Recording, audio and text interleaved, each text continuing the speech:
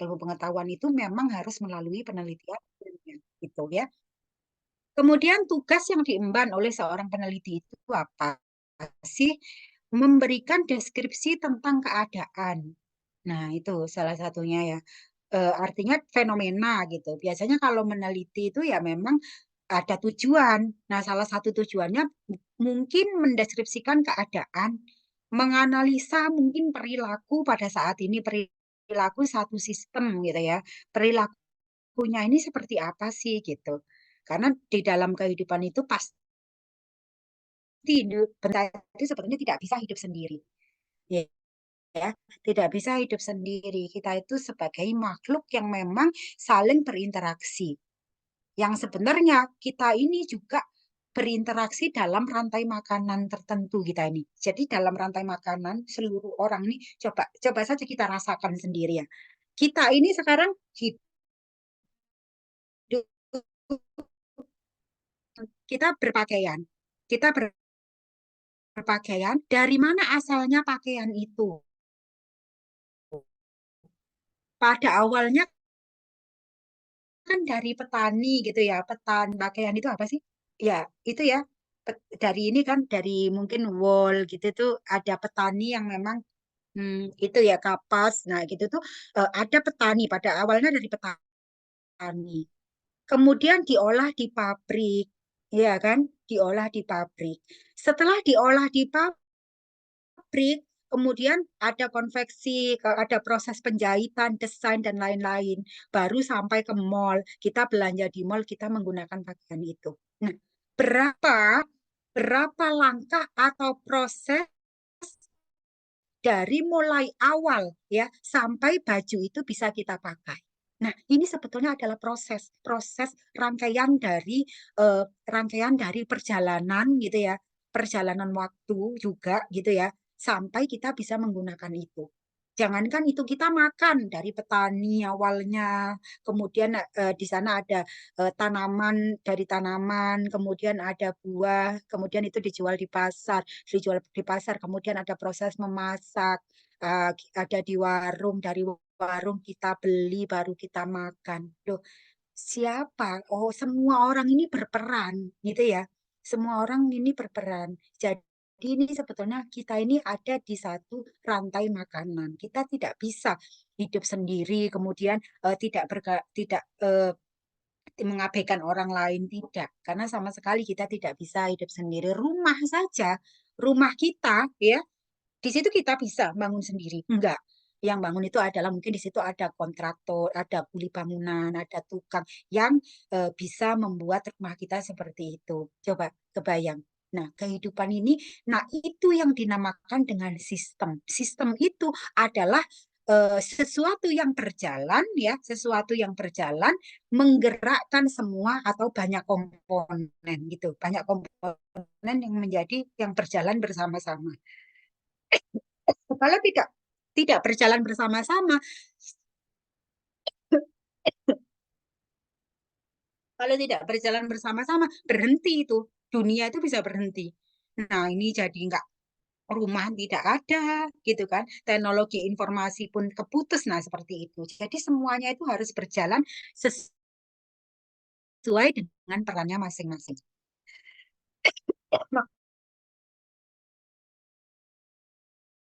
Makanya di sini jangan sampai kita bahwa kita itu tidak ada gunanya gitu. Itu salah sekali. Walaupun manusia semua manusia gunanya sampai suatu memang tugas kita di dunia ini selesai.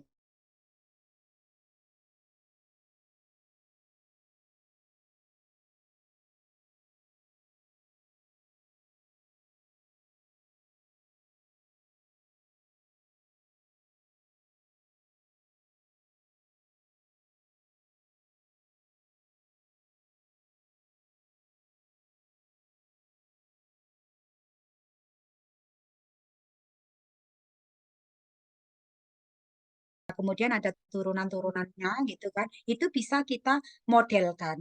Kita modelkan di dalam rantai makanan. Oh, itu model rantai makanan. Nah, kemudian di situ kita analisa. Kita analisa misalkan kalau di matematika berarti di situ model interaksi antara spesies. Model interaksi antar spesies yaitu banyak macamnya. Ada misalnya predator prey, ada komensalisme, kemudian ada mutualisme, kemudian ada yang parasitisme. Nah, model-model itu kemudian jadi topik penelitian. Nah, di sini adalah sebetulnya adalah mendeskripsikan perilaku dari dunia nyata, perilaku sistem di dunia nyata. Nah, ini adalah deskripsi tentang keadaan sebenarnya ya, gitu. Kemudian menerangkan kondisi yang mendasari terjadinya peristiwa atau mengadakan eksplanasi. Contohnya, misalnya kan eh, terjadi tsunami. Nah, tsunami ini suatu peristiwa-peristiwa besar. Ada tsunami. Nah, kenapa kok terjadi tsunami itu? Ada apa kisah-kisah di balik tsunami itu? Gitu, ya. Di balik tsunami itu ternyata kemudian ada mungkin ada yang namanya gempa.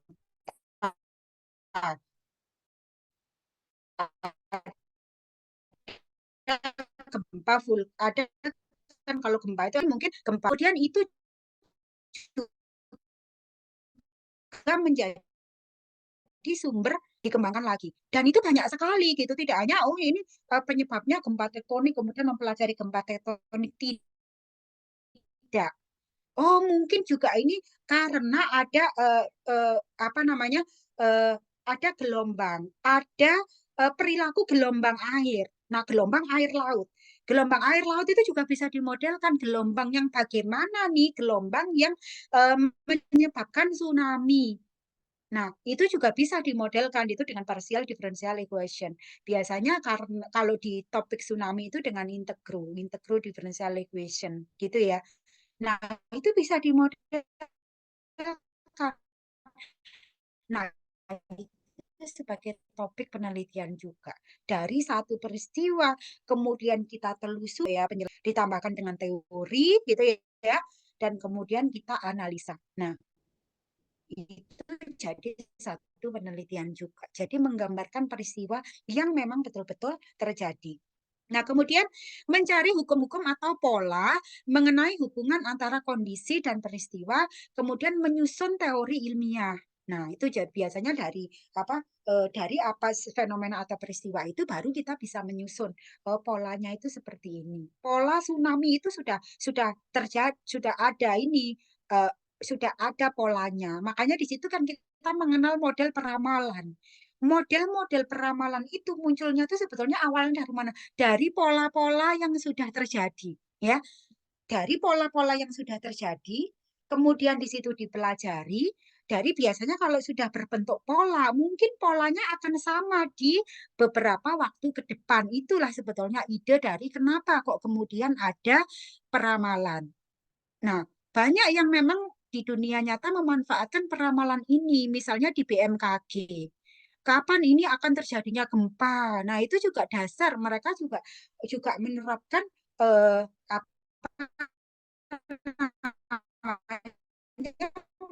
model-model eh, peramalan peramalan data, peramalan data.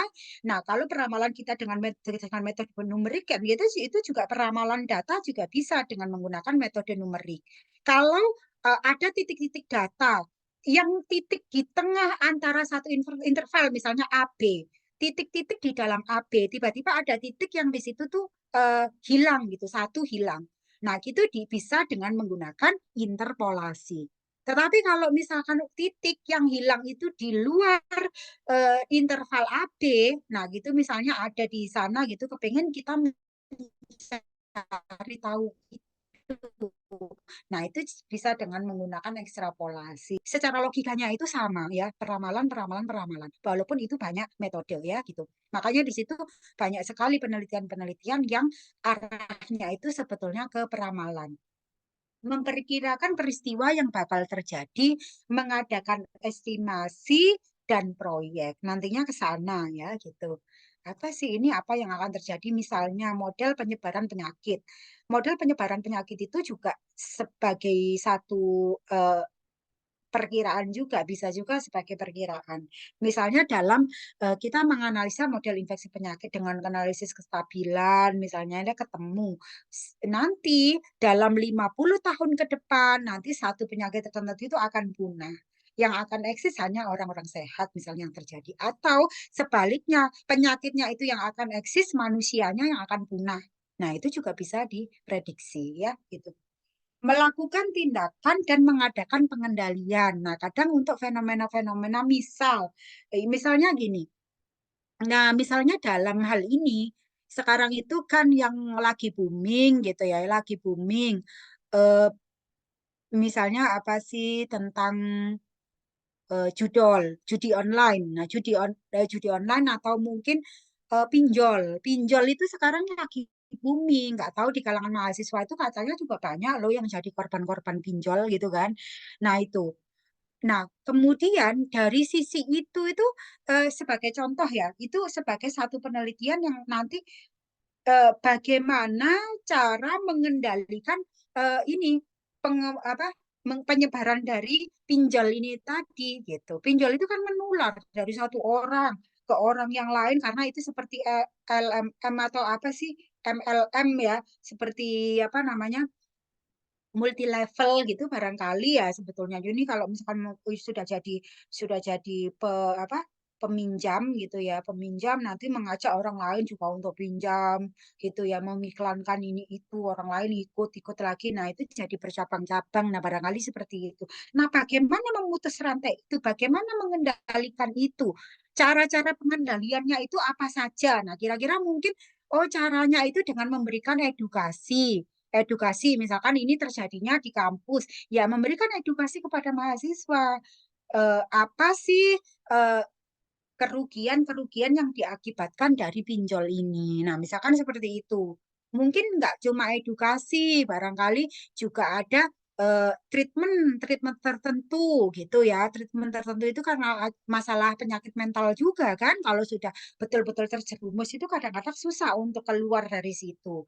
Nah, mungkin di situ juga perlu treatment secara psikologis misalnya. Nah, itu sebagai sesuatu yang menjadi eh, topik untuk meneliti tentang pengendalian. Artinya dikendalikan gitu. Oh, pengendaliannya caranya seperti ini. Berikan edukasi, berikan treatment yang berupa mungkin konsultasi psikologis gitu ya. Itu. Nah, kemudian motivasi utama penelitian. Nah, ini motivasi. Nah, kita harus punya ini selain ya memang kita tujuan itu menjadi utama, manfaatnya itu nanti apa. Dan di sini mendapatkan kebenaran ilmiah. Mendapatkan kebenaran ilmiah.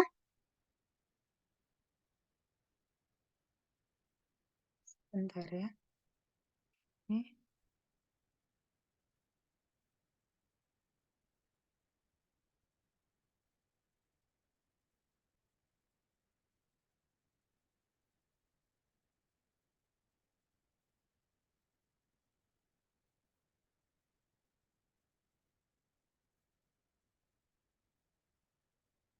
sebentar ya. Ini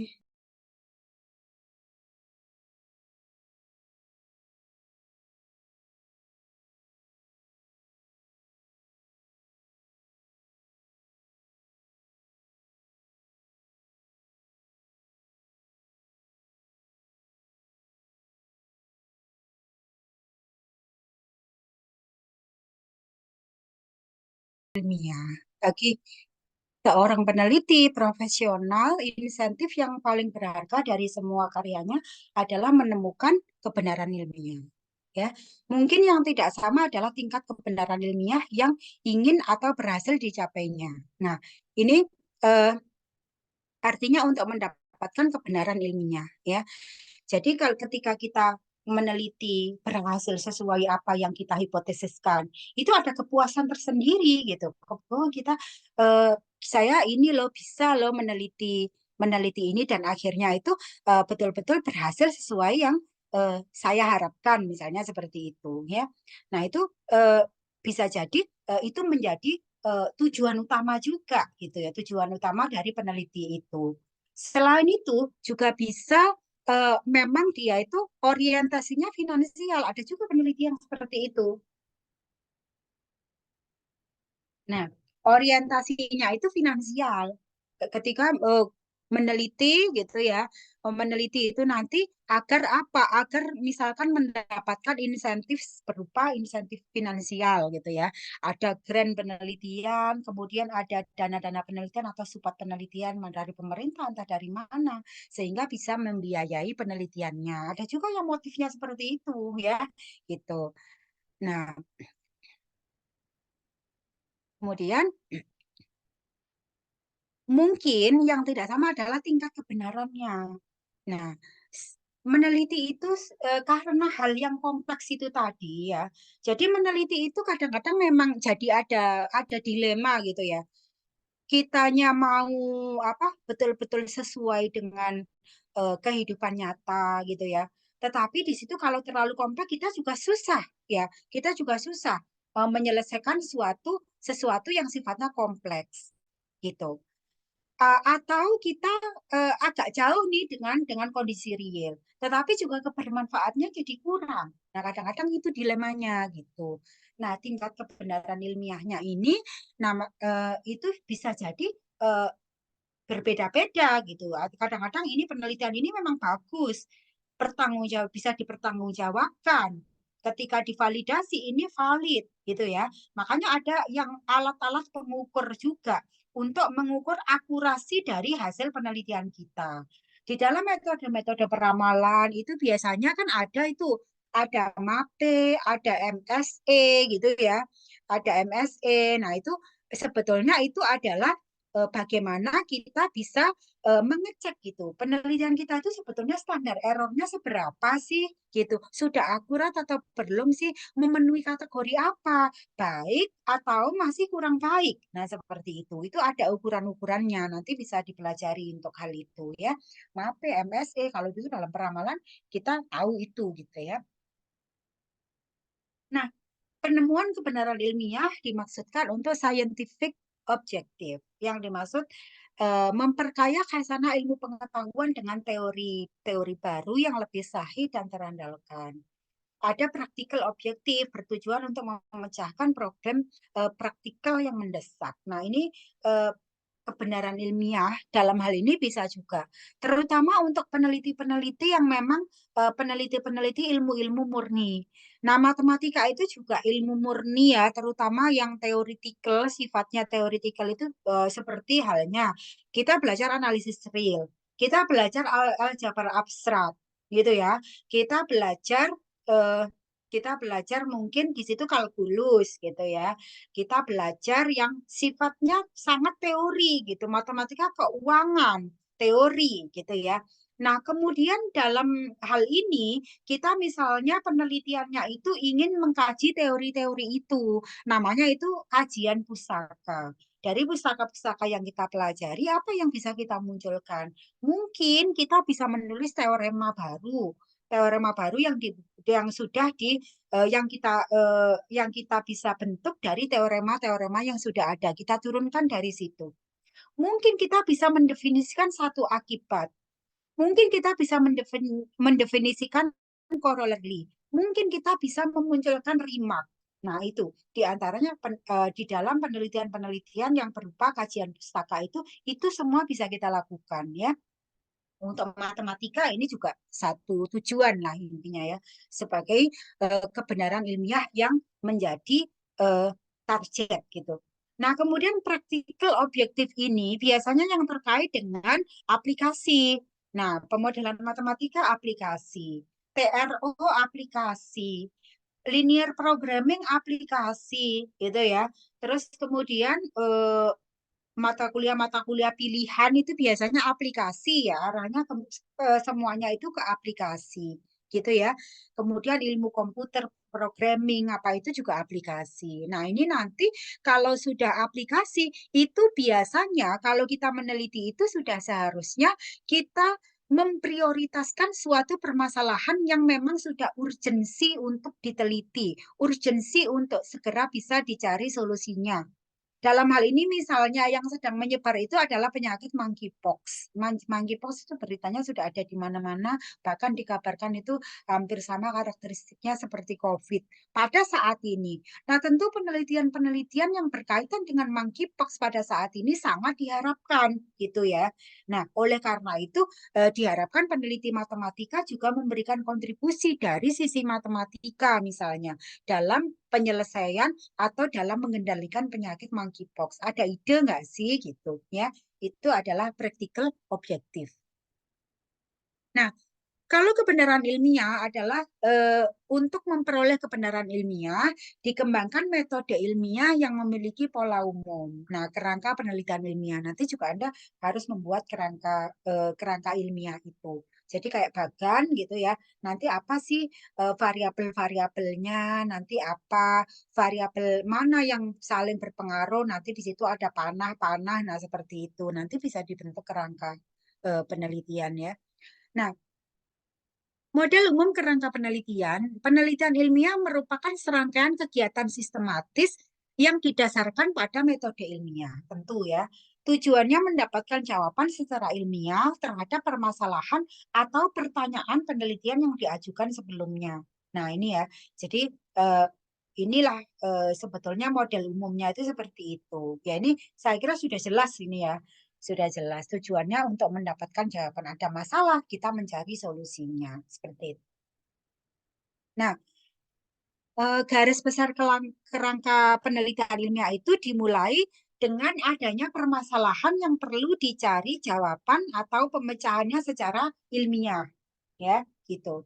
Permasalahan. Nah, permasalahan ini kita angkat, ya, kita angkat, kemudian kita rumuskan, gitu ya. Setelah kita menghimpun data, menghimpun fakta, nanti baru kita rumuskan permasalahannya itu apa.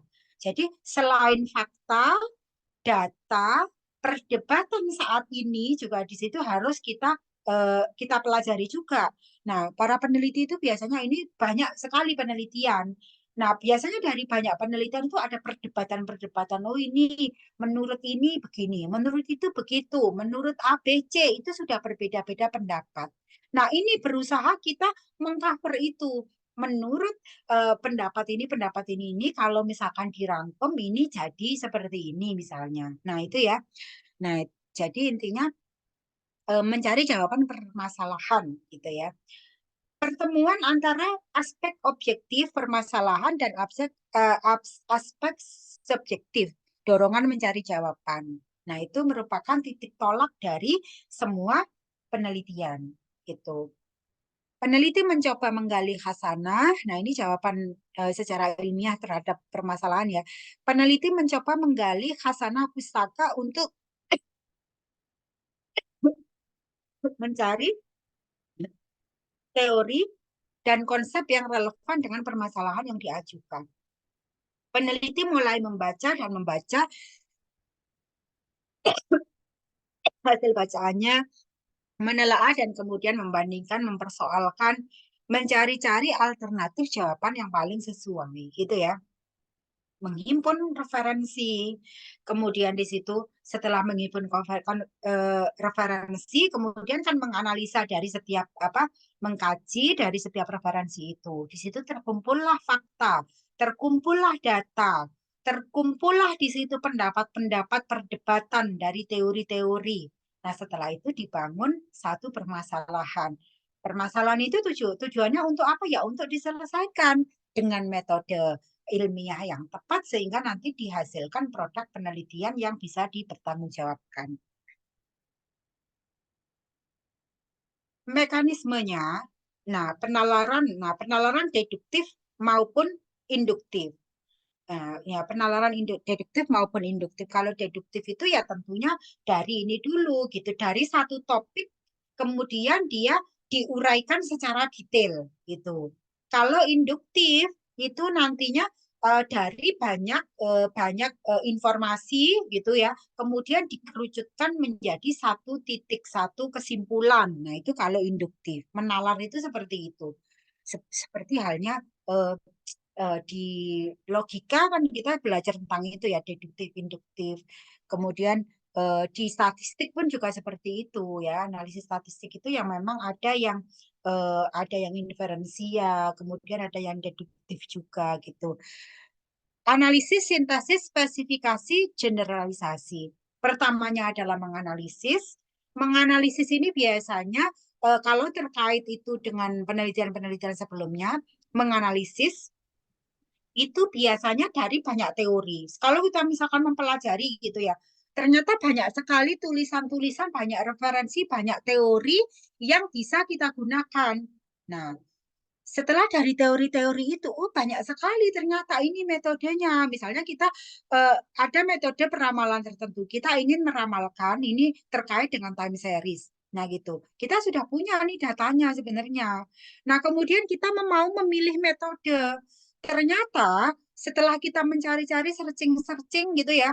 Nah ternyata metode yang bisa kita gunakan itu banyak sekali sehingga kita bingung menganalisanya gitu ya. Menganalisanya itu kita bingung.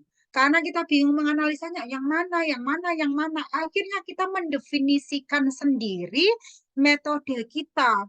Nah, mendefinisikan sendiri metode kita, walaupun itu juga berdasarkan dari apa yang kita pelajari dari metode-metode yang sudah dihasilkan peneliti lain, itu yang namanya mensintesa. Gitu ya. Setelah mensintesa, kemudian ada spesifikasi. Spesifikasi itu biasanya ya masih mengerucutkan gitu ya. Spesifiknya apa sih gitu. Betul-betul agar nanti betul-betul bisa sampai kepada apa yang mau kita teliti. Kita kan nggak mungkin kalau misalkan itu kompleks, berarti kita memang harus di spesifik tertentu gitu ya. Penelitian itu misalnya penelitian yang terlalu luas gitu ya. Kita hanya mengambil bagian dari situ. Teknik sampling gitu. Asalkan kalau misalkan kita mau mendefinisikan di dalam suatu populasi besar, tapi tidak memungkinkan, ternyata banyak kendala gitu ya.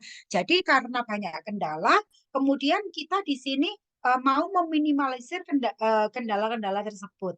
Nah, itu juga harus dengan cara-cara yang tepat gitu. Artinya di sini teknik sampling itu misalnya dalam sebagai contoh, quick count. Dalam quick count kemarin saja ya, ketika pemilihan presiden, itu kan ada quick count. Nah, quick count yang sudah dilakukan oleh lembaga-lembaga tertentu, nah itu juga menggunakan analisis, spesifikasi, teknik sampling. Mereka juga dengan menggunakan teknik sampling. Agar jangan sampai nanti yang mereka lakukan itu nanti tidak benar gitu ya, tidak benar atau kurang bisa mewakili dari populasi yang lebih besar. Makanya di sini teknik samplingnya harus jelas. Ini yang disebut dengan spesifikasi atau pengkhususan. Harapannya setelah spesifikasi itu apa sih? Setelah kita menganalisa sebagai contoh di dalam satu sampel, harapannya nanti bisa digeneralisasi kesimpulannya untuk menyimpulkan uh, behavior atau menyimpulkan uh, apa perilaku dari populasi itu yang disebut dengan generalisasi gitu ya. Yang spesifikasi itu sendiri, yang spesifik, yang bagian kecil yang kita olah gitu ya, yang kita analisa, tetapi di situ juga dari hasil itu bisa kita generalisasikan. Asal sekali lagi pada tahap spesifikasi bisa kita gunakan atau harus digunakan teknik sampling yang tetap tepat gitu ya. Nah, setiap saat dilakukan pengujian secara logik maupun empirik. Nah, ini setiap saat dilakukan pengujian secara logik dan empirik. Artinya di sini logis. Logik itu logis gitu ya. Logis maupun empirik. Jadi setiap ketika kita meneliti, jadi setiap tahap-tahap di dalam penelitian itu kita perlu menganalisa gitu ya. Secara logis ini masuk akal nggak sih logis gitu ya. Secara empirik itu adalah sesuai dengan kenyataan, sesuai dengan tahap-tahap yang sudah kita persiapkan. Empiris gitu ya. Apa yang terlihat, empiris itu sesuai dengan apa yang terlihat gitu. Oh, seperti ini. Jadi tidak ada manipulasi, tidak ada manipulasi gitu ya di dalamnya. Betul-betul sesuai dengan apa yang terjadi. A priori, anggapan umum yang sifatnya subjektif dan Posteriori itu adalah anggapan yang didasari teori. Nah, a priori ini lebih ke opini-opini kita, pendapat kita secara subjektif gitu ya. Apa teori itu anggapan yang didasari teori. Dari berdasarkan teori-teori ini kemudian kita simpulkan. A priori bermula dari konsep atau batasan yang telah dikembangkan oleh peneliti, a posteriori berdasarkan dari hasil penelitian. Itulah sebetulnya komponen dari uh, mekanisme penelitian itu, gitu ya. Sifat jawaban penelitian. Nah, sebagai jawaban final terhadap permasalahan penelitian, jawaban tadi walaupun dianggap sebagai jawaban yang paling benar, namun masih akan dibuktikan lagi pada tahap yang lain. Gitu ya. Jadi penelitian itu ya, itu tetap perlu adanya evaluasi. Evaluasi itu bisa dari diri sendiri maupun dari orang lain.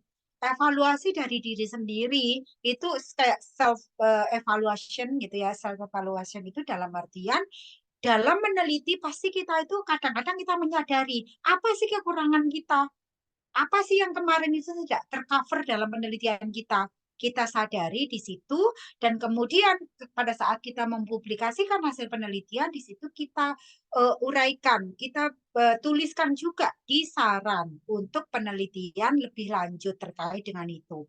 Nah, kita harus fair di sini. Evaluasi dari diri kita itu apa?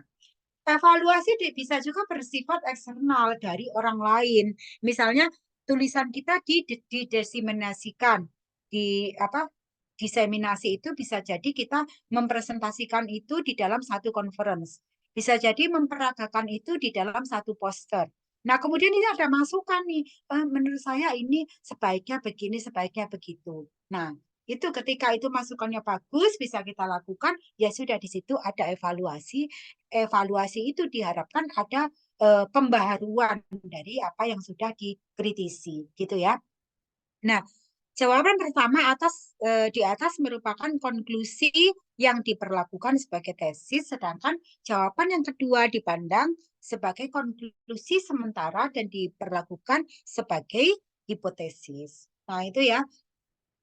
Jadi di sini ada yang memang jawaban itu nanti sudah merupakan konklusi gitu ya dari jawaban suatu permasalahan penelitian. Nah, jawaban itu bisa menjadi betul-betul konklusi yang memang sudah fix gitu. Oh, ini menjawab gitu ya. Ada juga yang konklusinya itu masih sementara, hanya berupa sampai pada tahap hipotesis. Jadi hipotesis itu masih dalam ini. Hipotesis itu menyangkal sesuatu yang sebetulnya sudah ada, menyangkal sesuatu pada yang sudah ada. Sudah ada, sudah diteliti orang misalnya, dan kita sangkal. Misalnya, eh, contohnya tadi itu yang mempengaruhi kesuksesan mahasiswa itu adalah daya juang ketika belajar, misalnya seperti itu. Tetapi mungkin kita menyangka, oh bukan itu, bukan. Yang mempengaruhi itu bukan itu. Yang mempengaruhi menurut saya itu adalah kemampuan awal atau mungkin kemampuan bawaan itu menjadi kunci utama juga, bukan itu. Nah, kalau kita ada penyangkalan seperti itu, artinya kita menghipotesiskan. Hipotesis itu bisa diterima atau bisa nanti perumusannya kan ada H0, ada H1. Hipotesis diterima atau hipotesis ditolak. Jika di hipotesisnya itu diterima, eh, jika hipotesisnya itu nanti diterima, H0 gitu kan, H0 ya dalam hal ini bukan hipotesis yang diterima, H0 diterima, berarti di sana sebetulnya salah apa yang kita hipotesiskan jika H0-nya nanti diterima. Artinya penelitian yang sebelumnya itu yang sudah benar, sudah cocok. Artinya yang mempengaruhi kesuksesan mahasiswa itu adalah daya juang ketika dia belajar. Nah, kalau misalkan ternyata H1 yang terjadi H0-nya ditolak gitu ya, terjadi penolakan H0, berarti yang terjadi itu adalah betul yang kita prediksikan atau kita hipotesiskan. Berarti yang mempengaruhi kesuksesan itu bukanlah daya juang dari mahasiswa, tetapi adalah mungkin adalah kemampuan atau bakat bawaan sebelumnya seperti itu ya. Jika jawaban itu diperlakukan sebagai hipotesis, maka masih ada satu tahap lagi yang harus dilewati, yaitu pembuktiannya. Makanya di sini ada analisis setelah kita mendefinisikan hipotesis penelitian, itu harus dilakukan hipotesis statistik dan itu diselesaikan, gitu ya. Nah, ini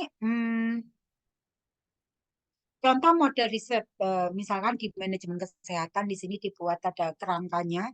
Nah, ini ada penyampaian jasa, artinya di sini yang ada 4 ini adalah variabel-variabel variabel penelitiannya. Penyampaian jasa, kepuasan pasien, citra rumah sakit, loyalitas pasien. Nah, sebetulnya gambar-gambar panah ini ada maknanya gitu ya. Artinya penyampaian jasa berpengaruh terhadap kepuasan pasien. Kepuasan pasien berpengaruh terhadap loyalitas pasien, demikian pula sebaliknya. Loyalitas pasien berpengaruh terhadap citra rumah sakit, demikian pula sebaliknya, citra rumah sakit juga berpengaruh terhadap pasien. Penyampaian jasa sendiri mempengaruhi eh, citra dari rumah sakit, misalnya pembacaannya seperti itu ya. Contoh lain, misalnya ya ini ada beberapa model penelitian strategik. Nah, di situ intensitas perencanaan dan strategi. Nah, ini tujuannya ya sebagai variabel terikat. Faktor-faktor yang mempengaruhi apa saja sih? Oh, ada faktor manajerial, ada faktor lingkungan, ada faktor organisasional. Sementara faktor organisasional itu juga bisa mempengaruhi kinerja keuangan, dan kinerja keuangan itu juga ternyata dipengaruhi oleh intensitas perencanaan strategik. Nah, misalkan seperti itu ya. Nah, di sini kalau kerangka itu seperti itu nanti Anda bikin kerangka penelitiannya gitu seperti apa ya. Nah, kemudian dari mana kita dapat mengembangkan model research gap untuk penelitian murni? Permasalahan dalam kehidupan sehari-hari untuk penelitian aplikasi. Jadi nanti Anda jika tertarik dengan penelitian-penelitian murni, kajian teori, ya sudah di sini pelajari research gap yang ada di penelitian murni itu. Misalnya di kalkulus. Di kalkulus itu apa sih celah yang masih bisa kita pelajari di sana gitu ya. Kalau misalkan menurunkan dari rumus-rumus turunan di Kaldiv itu ada turunan-turunan apa gitu. Mungkin Anda bisa mengembangkan dari sana. Ternyata ada lagi loh sifat turunan yang belum ditemukan orang gitu. Itu research gap ya.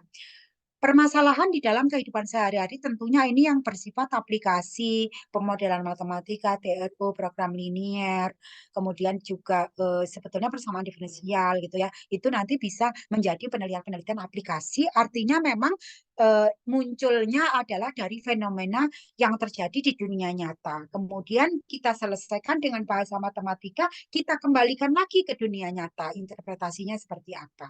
Seperti itu ya. Oke, untuk tujuan riset ini mungkin akan saya jelaskan di pertemuan selanjutnya.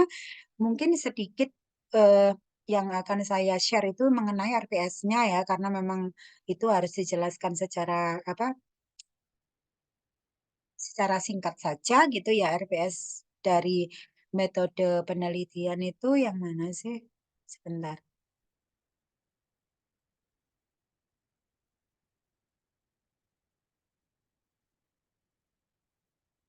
ini bukan, oh, hilang ya. Sudah ada. Hmm.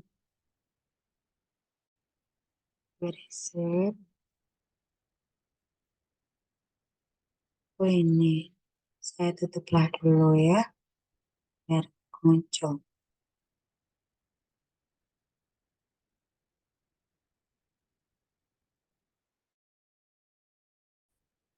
Sedikit mengenai,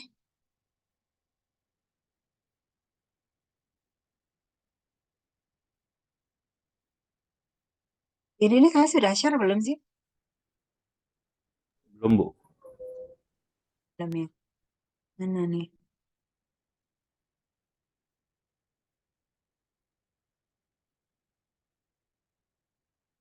Ini ya. Ini masih ini, tapi yang update itu kayaknya sudah diupload di SSO, tapi nanti saya ini kan ya, yang saya share yang sudah sesuai format aja nanti. Yang ini kita lihat secara umum dulu. Jadi apa saja sih yang penting dalam metodologi penelitian itu nantinya sebenarnya eh, ini ya, topik aja dulu. Nanti ini nih topik-topiknya ya. Hakikat ilmu pengetahuan, unsur-unsur ilmu pengetahuan, metode, kemudian jenis-jenis metode penelitian nantinya, proses penelitian, masalah dan rumusan masalah penelitian, variabel penelitian, paradigma penelitian ada landasan teori, pengajuan hipotesis, teknik sampling, analisis data, dan penyusunan proposal. Dan nanti di sini itu project ya. Project itu dalam artian nanti mahasiswa itu membuat karya gitu ya. Dan nanti karyanya itu akan berupa seperti proposal gitu. Jadi bab 1, 2, 3 dan sedikit bab 4. Nanti sebelum UTS hanya sampai yang di bab 1. Jadi membuat bab 1 itu tugas proyek untuk yang sebelum UTS. Nanti selanjutnya silakan di sana nanti bisa berdiskusi dengan dosen yang selanjutnya dengan Pak Dar ya.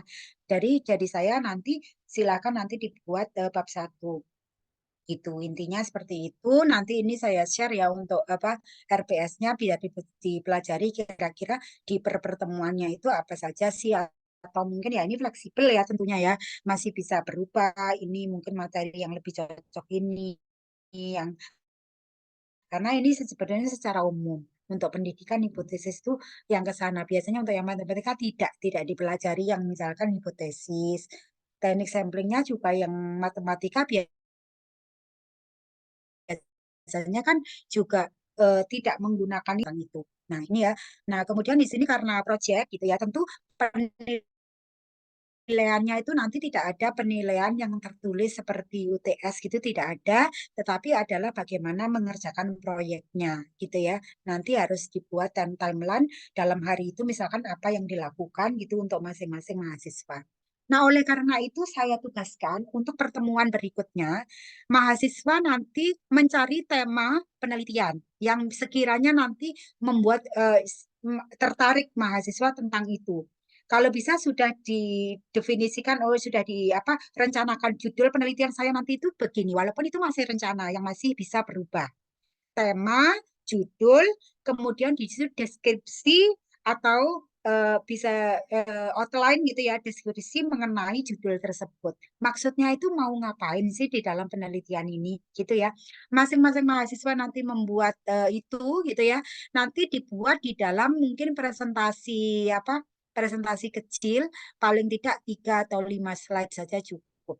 Nah, topik dulu, topiknya apa, kemudian rencana yang direncanakan untuk judulnya itu seperti apa, dan kemudian deskripsinya itu seperti apa. Itu dulu ya untuk tugas minggu depan. Oke, sampai di sini kira-kira ada yang ditanyakan?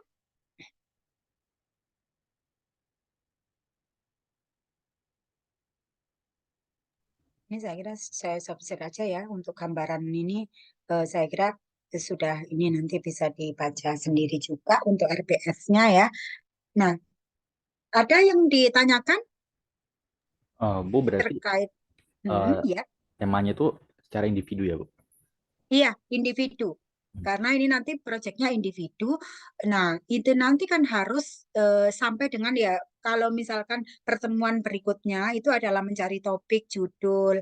Baru setelah itu pertemuan selanjutnya mencari referensi yang terkait dengan topik yang dipilih itu. Jadi terus nanti per minggu kita tuh ada progres sampai dengan itu menghasilkan bab 1 sebelum UTS. Itu adalah sebagai penilaian UTS nanti. Seperti itu ya. Silakan itu nanti dibuat untuk semua mahasiswa, buatlah seperti itu topik penelitiannya, kemudian planning judulnya nanti seperti apa, dan kemudian deskripsi penjelasan mengenai topik tersebut. Apa sih yang dimaksudkan, apa yang mau diteliti, intinya seperti itu. Karena kalau nggak ada deskripsinya juga saya nggak tahu maunya apa sebetulnya dalam penelitian itu. Sehingga di sini nanti ditampilkan, kita bisa memberikan masukan. Bagaimana sih judul yang baik, bagaimana sih topik yang baik, bagaimana mencari topik yang kira-kira baik untuk penelitian. Seperti itu ya. Oke, ada lagi yang ditanyakan? Ibu izin bertanya untuk Ya, Mbak. topik penelitiannya, apakah harus ilmiah yang benar-benar matematika kayak kita analisis sesuatu dengan metode matematis gitu atau gimana, Bu? Iya, tentunya iya, karena kan kita di matematika dan ini juga latihan untuk menulis skripsi ya gitu. Jadi harapannya ya memang topik-topik matematika tentunya. Topik yang kalau mau dilanjutkan nanti sampai skripsi juga boleh kok gitu. Jadi nanti sudah ada simpanan paling tidak, oh ini materi untuk skripsi saya nanti ini. Sudah dikomentari, sudah diarahkan bagaimana menulis apa namanya, menulis latar belakangnya. Itu nanti juga akan mempercepat kelulusan gitu ya. Nanti topik itu tinggal kalau misalkan nanti pada saat kuliah SPS ditunjukkan kepada dosen SPS, nanti akan dikasih pembimbing. Siapa pembimbing yang pas? Nah, nanti dari apa yang sudah dituliskan sekarang bisa dikonsultasikan. Oh, ini Bu dari hasil kemarin metode penelitian saya merancang ini gitu. Gimana kira-kira setuju atau tidak? Kalaupun ada perubahan, apa masukannya? Kan seperti itu. Nanti malah bisa lulus 3,5 tahun mahasiswa itu. Ketika SPS juga ketika skripsi juga diambil pada saat SPS. Nah, itu bagus juga kalau misalkan bisa di planning dari sekarang. Makanya topiknya kalau bisa ya topik yang memang betul-betul kalau bisa tentunya, tetapi tidak harus tentunya ya karena masih belajar di sini. Topik. Nah, yang topik matematis intinya begitu ya. Oke, ada lagi yang ditanyakan? Sudah jelas, Bu. Terima kasih. Ya, baik. Nanti untuk minggu depan ya masing-masing mahasiswa bisa coba menceritakan apa yang topik yang sebetulnya disukai, topik yang memang nanti direncanakan untuk mau diteliti, itulah intinya. Oke, saya kira untuk pertemuan hari ini bisa kita cukupkan gitu ya. Terima kasih atas kehadiran, atas partisipasinya pada ini hampir sudah siang ya pada siang hari ini. Terima kasih saya akhiri. Wassalamualaikum warahmatullahi wabarakatuh. Waalaikumsalam warahmatullahi wabarakatuh. Waalaikumsalam warahmatullahi wabarakatuh. Makasih, Terima Bu. kasih, Bu. Ya, sama-sama.